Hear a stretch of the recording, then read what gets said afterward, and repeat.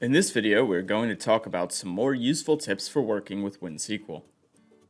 The first tip is that you can modify your database values without actually writing any SQL code yourself. To do this, we expand our table within the catalog tree and select Browse Data. You can now double-click on any cell to manually modify that cell and any other field in that row. As you modify, WinSQL will automatically write the SQL code for you. You can also double-click on a field to ignore it, and when you're done, click Execute. Speaking of saving, you may have noticed this bullet in the status bar of WinSQL. This can either be the default green or red. Green indicates that commits are automatic, and red indicates manual commits. If you have manual commits enabled, you will need to explicitly commit any transaction. To change this setting, click on Query in the ribbon at the top, and select Toggle Commit Mode. You'll notice each time you click this, the color of the bullet will change. You can also toggle this in the Connection Parameters window. The next feature I'd like to discuss is the ability to format SQL. You can highlight your query, right-click, and select Format SQL. This will expand the statement into multiple lines so that you can read the statement and edit it more easily.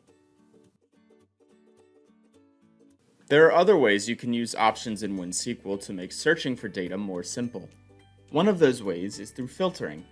In this example, I have a large database and I need to quickly see a select subset of the data.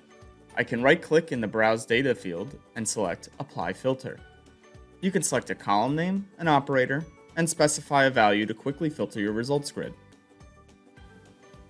Another feature that can assist you with writing queries are IntelliTips. IntelliTips are automatically generated suggestions for your query that will occasionally pop up as you type.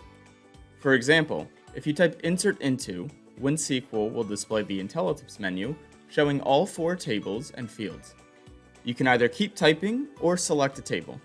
If you select from the IntelliTips menu, WinSQL will automatically complete the next step for you as shown.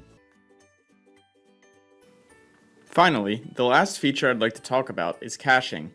Database caching is very useful if you have a large database with thousands of objects or a very slow network. This option saves a cached catalog on the local machine in XML format. When connecting to the database, WinSQL reads the cache rather than querying the database itself. You can configure this via the checkbox on the Connection Parameters window. If using caching, you will need to refresh the catalog or hit F5 after you make changes to any metadata.